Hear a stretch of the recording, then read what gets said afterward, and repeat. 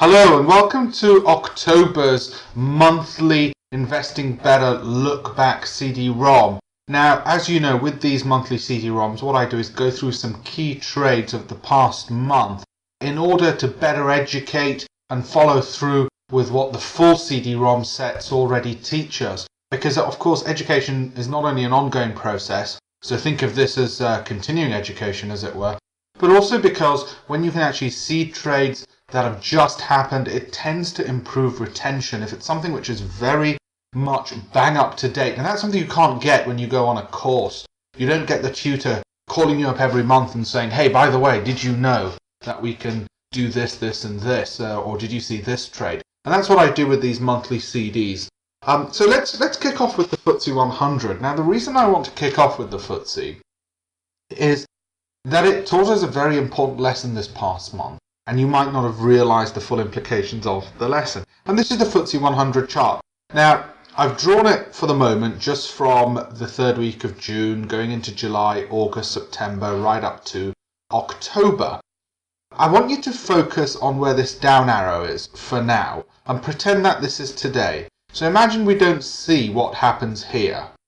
Now you might say, well, wait a minute, that's a pretty big assumption. Well, I'll tell you why I don't want you to concentrate on what happens here for now. So if we were just looking at the market up to this point, well, what happened? Let me show it more clearly. Well, we had the FTSE rally upwards all the way up here, take a bit of a breather, and then seemingly take a pause. Seem to hit a new high and then fall off. Those of you who've gone through the technical analysis parts of my CD-ROMs will know that it got a resistance at this upper Bollinger Band. This red line here is a Bollinger Band. And the price hit that, started falling. Okay.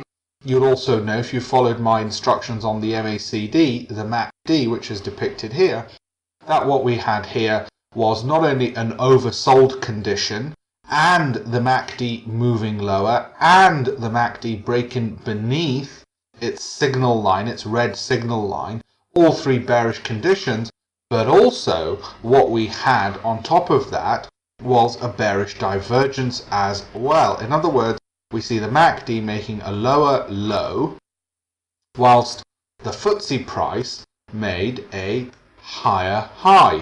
In other words, if you were to look down here from this point to roughly about here, or even from this point to here, and compare it to here, well, the FTSE obviously made a higher high, whereas if you look down here, the MACD doesn't. Well, we know from our technical analysis chart, that charting CD-ROMs, that is in actual fact quite a bearish indicator.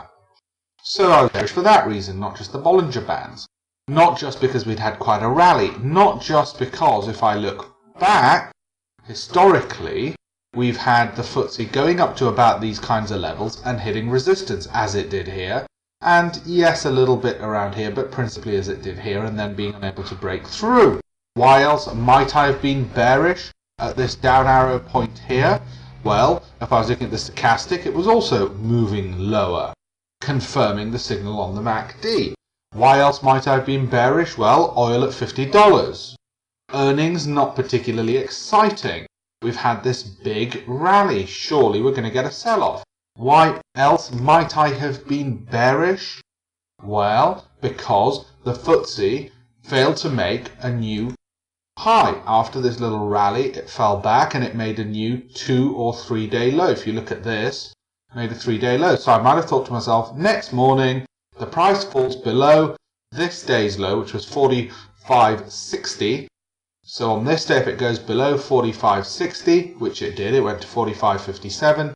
I should get the heck out of there. And indeed, it continued falling for another day and another. And I would have thought to myself, by about this point, or rather, this point, I would have thought to myself, great, it's moving lower and lower. I would have started setting downside targets, such as perhaps here initially, and then perhaps down to here, maybe getting really pessimistic, down to 4,300. And indeed, that's exactly what happened. At that first arrow point, I was incredibly bearish. And was looking for individual stock positions, particularly in the US, which were going to confirm a degree of bearishness. In other words, my long positions to be cancelled out or hedged by short negative positions, in particular the market that I like the most, the US. Guess what? Now you can look at what happened. We smashed through 4,600. The market falsely took us into this and then started rallying ahead. Well, wait a minute, I just taught you about this indicator, Bollinger Bands, historic prices, fundamental news, every single thing I look at. What did I miss? What did I miss that I mentioned on my CD-ROMs? What did I miss? In other words, what did I not mention to you which I mentioned on my charting CD-ROMs? If you've done it well, then this spot test should be easy for you. I'll tell you what I didn't tell you just now. The weekly charts. We didn't look at the weekly charts. We should have looked to see what the weekly charts are doing. Let's do that. This is the weekly chart for the FTSE 100. Same as before. And this was the first down arrow. This is what we would have seen. Well, hang on a second. Look at the MACD. It's rising incredibly sharply. Look at it at this point. That's the point I was talking about earlier on the daily chart. And again, with this, you may have said, well, okay, Albish, wait a minute. The Bollinger Bands are being hit. The stochastic is moving lower. It's had a big rally. It looks set to move lower. And I would have said, well, all very true. Do you really want to go against a MACD which is rising that sharply?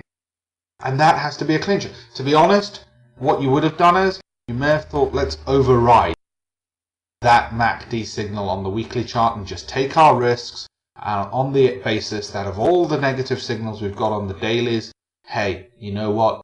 Forget that weekly MACD moving so strongly. I mean, let me tell you what's happening. That longer term, we're looking at the weekly chart. So those long-term fund managers who look at weekly charts are thinking, okay, what should we do with our weekly positions? Of course, they're on a different time scale. That's why the markets are so volatile.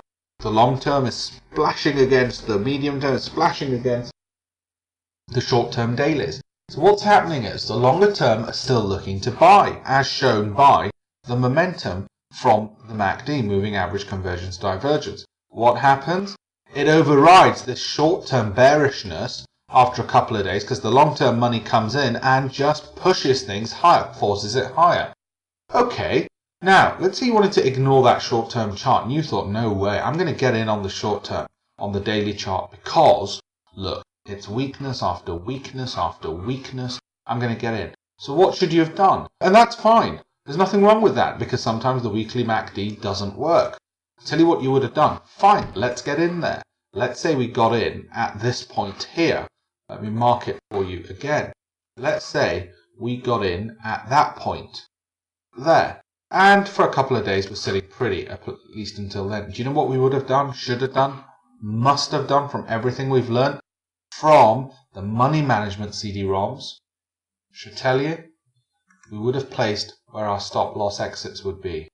That's where we entered. Where do we know we're wrong? Of course, our expectations are that the FTSE is going to fall lower and lower and lower. How do we know when we're going to be wrong? What price level is our stop loss exit such that we know, heck, we must be wrong if the price goes to that particular level? What price level should it be? Should it be there? No, that'd be too close. That'd be too close to our entry level. Should it be the 2-day high? That'd still be a little bit close. I mean, you could see the market rise up a bit. Maybe it should be up here. I'd probably say, I'd be comfortable saying if the FTSE broke that high there, given that I was entering here, then I know I am wrong. Okay, well, let's say I got in at the low, 45.57, 45.60 call it. Then when did I, over here, stop losing my shirt? Well, and this is what we're talking about when we're talking about money management, we're talking about knowing when we're wrong. We pretty much got out at the high there, 46.30. So we got in at 4600, which was the worst possible point, the low of that day. 45.60, my mistake, 45.60, and we got out at 46.30. That is 70 points, if I'm not mistaken. 45.60, 47.30. Okay, that's 70 points. So we lost a bit of money. 70 points. But what were we expecting to get out of this trade? We were expecting it to go from around here, which is 45.60, to probably as a first exit about here, which is what, about 44.30. That's quite a jump. 44.30, 45.60. That's a jump of 130 points. 130 points. That's double, pretty much double our stop loss.